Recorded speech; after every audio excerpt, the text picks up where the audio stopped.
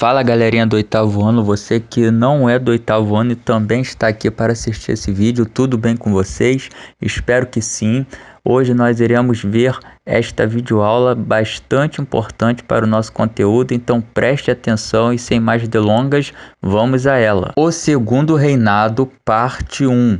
Pois é, pessoal, já vimos o período da independência, o primeiro reinado, o período regencial e finalmente chegamos ao segundo reinado, esse vídeo que será dividido em algumas partes e essa é a primeira parte. Então, para começar a falar do segundo reinado, nós falaremos primeiro do golpe da maioridade. O que foi esse golpe da maioridade, pessoal? Pedro de Alcântara, como a gente bem sabe, não pôde assumir o trono quando seu pai, Dom Pedro I, abdicou do trono brasileiro porque ele era menor de idade, ele tinha apenas 5 anos. Aí a gente vai ter o período regencial. Só que o período regencial deu muito problema, vários conflitos em diversas regiões do Brasil. E esses conflitos estavam se tornando cada vez mais graves, enquanto isso o Pedro de Alcântara ainda não tinha a idade para assumir o trono brasileiro, já que a Constituição dizia que ele só poderia assumir o poder de imperador apenas quando completasse 18 anos. Sendo que anteriormente a Constituição dizia 21, mas os deputados conseguiram abaixar para 18.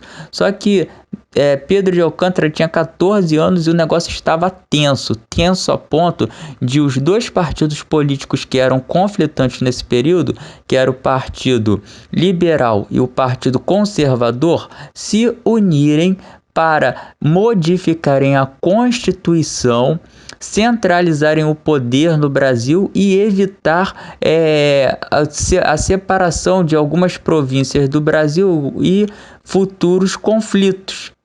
Então, aos 14 anos de idade, Pedro de Alcântara assumiu o governo imperial no Brasil. Por ele ter assumido esse governo aos 14 anos de idade, fora do prazo que a Constituição dava, esse momento na história brasileira ficou conhecido como golpe da maioridade.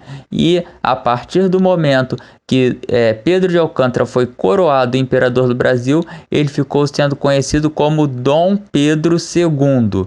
Então, esse momento aí da coroação de Pedro de Alcântara é o momento que ele passa a ser chamado de Dom Pedro II, novo imperador do Brasil. No entanto, a coroação de Dom Pedro II não garantiu que os conflitos políticos terminassem, já que os dois partidos que se uniram para colocar o Dom Pedro II no poder, eles, depois que ele chegou ao poder, começaram a entrar em conflito novamente, né? O Partido Liberal e o Partido Conservador. Por quê? A ideia do Partido Liberal era defender a autonomia das províncias. E o Partido Conservador, ele já defendia um governo mais centralizado na mão de Dom Pedro II, impedindo essa autonomia. E tem uma outra questão de classes, já que o Partido Conservador ele era formado em sua maioria pelos grandes proprietários de terra, os aristocratas do Brasil, e o Partido Liberal era formado por trabalhadores autônomos, comerciantes, advogados, jornalistas e por parte da população. Então,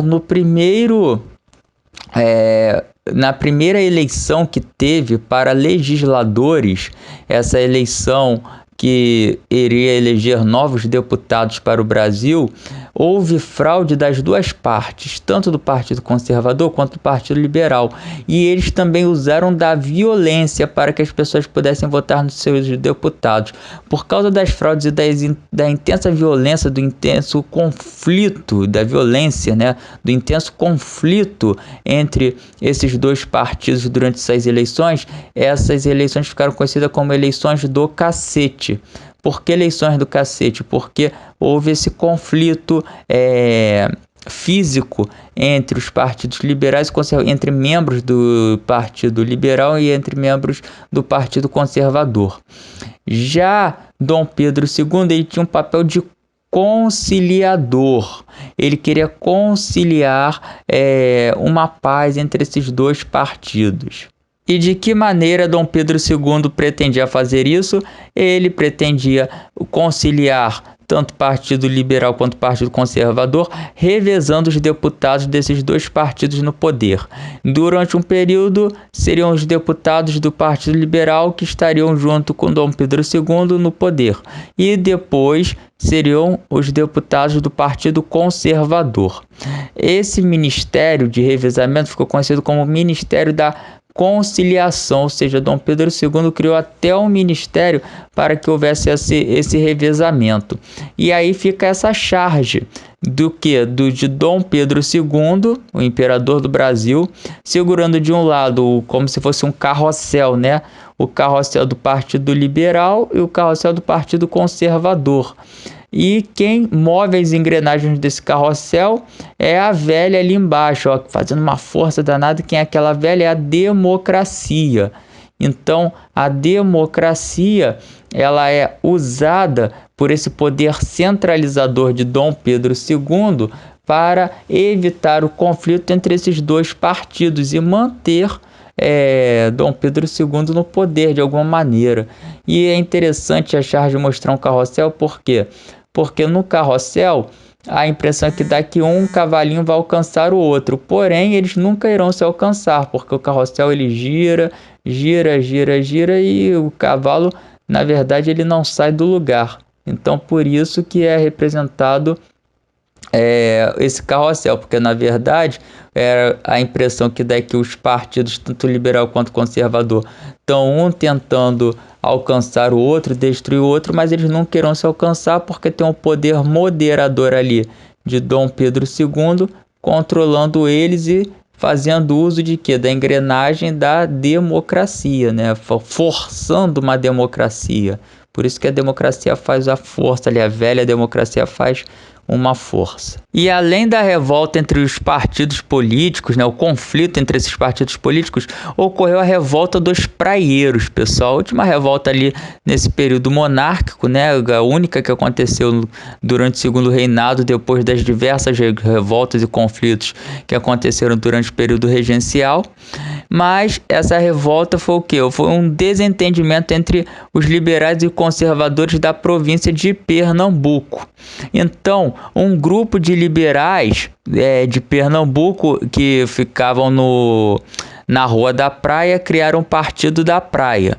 Então, criaram o Partido da Praia em homenagem a essa rua, né, de Pernambuco, que era a Rua da Praia, e eles divulgavam as ideias liberais, né, as ideias que o governo deveria adotar no jornal que eles tinham chamado Diário do Povo. Entre as ideias, né, exigências que os praieiros, como ficaram conhecidos, divulgavam dentro desse jornal, eles divulgaram a exigência chamada de Manifesto Mundo, que reivindicava que o voto livre universal do povo brasileiro, a plena liberdade de imprensa, o trabalho com garantia de vida para o cidadão brasileiro, o comércio a varejo só para cidadãos brasileiros. Por quê? Porque em Pernambuco quem dominava o comércio a varejo eram os portugueses e eles alegavam que somente portugueses, os parentes dos portugueses eram contratados para trabalhar no comércio de varejo e os brasileiros ficavam de lado. E passavam miséria e fome por causa disso. E a extinção do poder moderador é uma outra exigência dos praieiros, lembrando que eles fazem parte do Partido Liberal. Então, pessoal, a partir dessas exigências e depois de outros conflitos, né, que ocorreram dentro de Pernambuco, aconteceu que uma revolta armada entre os praieiros contra o governo em 1848. E quem apoiava esses praieiros? Eles eram apoiados, além desse grupo liberal, por ex-escravizados, sertanejos e pequenos comerciantes. Por quê? Porque os interesses que os praieiros defendiam eram interesses que eram a favor do povo, da população. No entanto, essa rebelião praieira, a revolta praieira, ela foi derrotada em 1850 pelas tropas imperiais. Passando por esse período de tensão do segundo reinado, a gente pode falar da parte econômica. E a parte econômica do segundo reinado ficou predominantemente marcada pelo ciclo do café. Então é o quarto ciclo do Brasil nesse período. Porque o Brasil começa com a extração de pau-brasil, aí vai passar pelo ciclo do açúcar ele vai passar pelo ciclo do ouro e finalmente chega ao ciclo do café. O café, que é uma frutinha que dava energia, foi descoberta lá na África, no continente africano, foi trazida para o Brasil em meados do século XVIII, introduzida primeiramente na província ali do Pará, né, no atual estado do Pará, e depois foi trazida para a região sudeste, onde as plantações prosperaram. Então, de meados do século XVIII, o auge da produção foi no século XIX, na região sudeste, principalmente entre as províncias de Rio de Janeiro e São Paulo. E por que o café, a produção de café prosperou e se tornou o principal produto a ser exportado pelo Brasil? Se tornou o novo produto da plantation brasileira, que trabalha com aquelas 3 siglas que nós já vimos, né? O mel, a monocultura, o trabalho escravo, escravidão e latifúndio. Por que o café se tornou o novo produto monocultor da plantation brasileira? Simples, porque os operários dos Estados Unidos e de nações industrializadas da Europa, como a Inglaterra, a Bélgica e a França, necessitavam consumir café, pessoal. O que acontece? Os Estados Unidos estavam desenvolvendo sua indústria, a Inglaterra já tinha desenvolvido, a Bélgica e a França também. E os operários dessas nações, para eles se manterem ativos no trabalho, para eles produzirem mais, eles precisavam de um energético. E onde eles encontraram esse energético? Em que produto? No café. E esse café inicialmente ele era exportado pelo Haiti, mas devido aos conflitos da independência do Haiti, a produção haitiana perdeu espaço para a produção brasileira. Então, o café brasileiro ele passou a dominar o mercado estrangeiro e por isso se tornou o principal produto exportado pelo Brasil, gerando lucro para o território brasileiro, para o governo brasileiro. E essas lavouras de café aqui no Brasil, na região sudeste, onde elas prosperaram, né, onde, como eu já disse, elas inicialmente ficavam no litoral do Rio de São Paulo, e depois essa plantação ela foi sendo encaminhada para o interior dessas províncias, lá para a região do Vale do Paraíba, região que a gente conhece como Vale do Paraíba. Então essa interiorização da lavoura de café é chamada de Marcha do Café. E para essa região do Vale do Paraíba, isso daí foi prejudicial. Por quê? Porque era uma região que era marcada pela Mata Atlântica. Essa mata ela foi derrubada para que a produção de café ela começasse a ser plantada ali. Inicialmente prosperou, mas depois de um tempo o solo foi ficando pobre, foi ficando estéril, e fez com que a plantação fosse prosperar apenas no oeste paulista, no interior de São Paulo. E daqui a pouco a gente vai ver essa interiorização para o oeste de São Paulo, no local onde a gente chama de Terra Roxa, né? Como chamavam os imigrantes. Bem, eu falei de imigrantes porque os imigrantes serão um tipo de mão de obra, mas que serão utilizados posteriormente, porque a primeira mão de obra utilizada nas lavouras de café foi o trabalho escravizado. Como eu disse anteriormente, é o mel, gente, é a plantation, as características da plantation, a monocultura, um produto principal. Qual o produto principal? O café, que vai ser exportado. Principal produto da monocultura, o café. A mão de obra escravizada continuou sendo utilizada no Brasil, utilizada desde meados do século XVI, ela vai ser utilizada até 1888, até o final do século XIX. O Brasil é o último o país, a última nação a libertar os escravos, os seus escravos. E o latifúndio, né, as grandes fazendas, grandes propriedades de terras, como eu já disse, nas províncias de São Paulo e de Rio de Janeiro, inicialmente no Vale do Paraíba, depois vai prosperar exclusivamente em São Paulo, esse café nas grandes lavouras, nas grandes terras dos fazendeiros paulistas. E esse trabalho escravizado, ele vem, né, desde o ciclo do açúcar, né, desde meados do século XVI, como eu já disse. Os escravizados, eles eram responsáveis por cuidar da produção de café, da manutenção das fazendas e dos serviços domésticos na casa dos seus senhores, isto é, eles trabalhavam demais, trabalhavam até a exaustão, com pouco tempo de descanso, e ainda possuíam uma má alimentação, uma alimentação que era marcada apenas por comer a farinha de mandioca misturada com milho, ou então farinha de milho misturada no feijão, e algumas vezes acontecia de aparecer um pedaço de abóbora para esses escravizados comerem, ou então a carne seca. Lembrando que esses escravizados brasileiros eram afrodescendentes ou africanos escravizados, né? Era o negro que era escravizado aqui no Brasil. Aí nós temos uma imagem mostrando alguns desses negros escravizados trabalhando no cultivo da lavoura de café,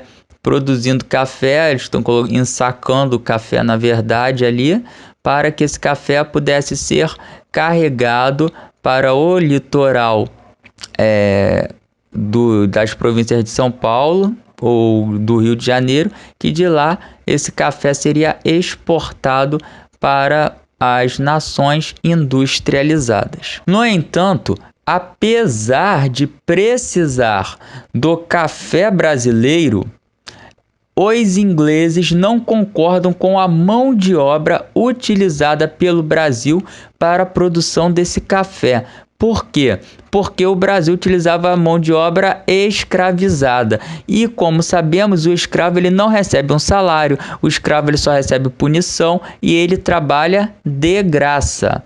E isso não era benéfico para os ingleses, que pretendiam vender seus produtos industrializados no Brasil, mas para que eles obtivessem mais lucros com esses produtos industrializados, era necessário que o mercado consumidor brasileiro aumentasse, ou seja, que existissem mais pessoas com trabalho assalariado, recebendo salário para consumir esses produtos. E o escravo, o escravizado, ele não recebe salário, ele não recebe uma remuneração pelo seu trabalho, e por isso ele não poderia consumir os produtos industrializados ingleses. Por isso, a Inglaterra vai querer que o Brasil acabe com a escravidão aqui de qualquer maneira. Como o Brasil já havia prometido acabar com a escravidão devido ao reconhecimento da Inglaterra, da sua independência pela Inglaterra, eles aceitaram criar a Lei Bill Aberdeen em 1845. E o que permitia essa lei? Essa lei permitia que os navios ingleses eles prendessem navios com escravos, ou seja, que estivessem traficando escravos para o Brasil.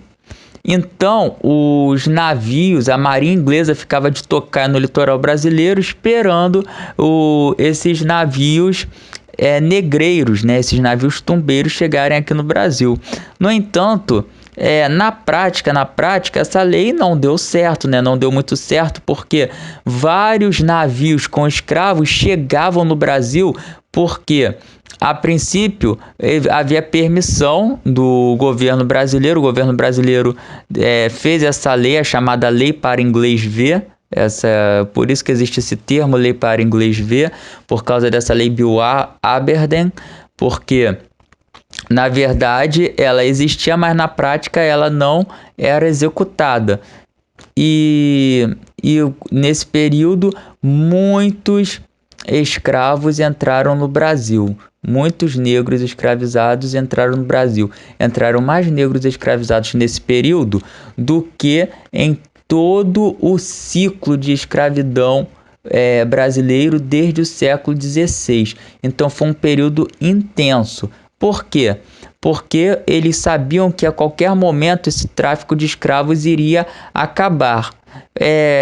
E durante esse período, né, de 1845 até 1850, que é quando vai ser criada a Lei Eusébio de Queiroz, e sim, a Lei Eusébio de Queiroz é que vai acabar com o fim da escravidão, muitos traficantes trouxeram negros escravizados para o Brasil, fazendo com que esse período fosse o período com que o Brasil recebesse mais negros escravizados. E da Lei Eusébio de Queiroz para da Lei Bill-Arbeiden, para a Lei Eusébio de Queiroz, qual foi o pulo do gato, pessoal? O pulo do gato foi que os ingleses prenderam um navio com escravizados, né, um navio de traficantes negreiros no litoral brasileiro. E os traficantes entraram com recurso, o governo brasileiro aprovou, e isso daí causou uma ranhura, né, uma estranheza entre o governo inglês e o governo brasileiro, que obrigou o governo brasileiro a cumprir com o que havia prometido alguns anos atrás no reconhecimento da Inglaterra pela independência do Brasil. E aí sim, o governo brasileiro acaba com o tráfico de escravos, assinando a Lei Eusébio de Queiroz em 1850. No entanto, a Lei Eusébio de Queiroz, ela acabava apenas com o tráfico de escravos, ou seja, impedia que negros escravizados saíssem da África e fossem trazidos para o Brasil. E isso daí não acabava com a escravidão de fato no Brasil. Então, muitos negros ainda trabalhavam como escravos aqui no território brasileiro, principalmente nas cidades, os chamados escravos de ganho. Quem eram esses escravos de ganho? Os senhores mandavam os escravos para o centro da cidade para vender alguns produtos. E entre esses produtos estavam doces, estavam comidas realizadas, ou então eles faziam algum trabalho manual para esses senhores, para pessoas dentro da cidade. E o que acontecia? Acontecia que esses escravos, eles lucravam, eles ganhavam dinheiro com esse trabalho. Então, parte desse dinheiro do lucro eles entregavam para os seus senhores, e a outra parte eles ficavam para si, para poderem comprar sua alforria, ou seja, a sua carta de liberdade, seu documento de liberdade, ou para eles ou para alguns familiares. E entre os trabalhos nas cidades se destacavam alguns, e nós vamos ver agora. As quitandeiras, que eram essas mulheres, essas negras escravizadas que vendiam doces ou comidas, né, quitutes nas cidades, e assim recebiam dinheiro por esses quitutes vendidos. O transporte de senhores em liteiras. O que são liteiras, pessoal? Liteiras é essa carroça aí em que os senhores, ou a mulher, ou o homem que era senhor de escravos, era carregado pelos seus próprios escravos. Então, essa carroça era carregada pelos escravizados, assim como mostra a imagem. Eram realizados também alguns trabalhos pesados, como o carregamento das sacas de café, como já falamos, e entre outros produtos pesados que existiam na cidade que os escravizados poderiam carregar também. E o trabalho de tigre. O que era o trabalho de tigre? O escravizado ele tinha que carregar os dejetos dos seus senhores, ou seja, a urina e as fezes dos seus senhores, até os portos, até o cais dos portos, para despejar esses dejetos no mar. Então esse era o pior trabalho, pois eles tinham que lidar com algo que é fétido, né? Que é horroroso, e eles ficavam muitas vezes com marcas, né, desses dejetos em suas roupas, e por essas marcas eles eram chamados de tigres. Esses aí são alguns exemplos de trabalhos dos escravizados negros dentro das cidades. Porém, existiam outros tipos de trabalhos que eles também faziam, mas esses foram os principais. que citamos aqui. Então, pessoal, essa foi a nossa videoaula de hoje. Valeu, até a próxima. Tchau, tchau.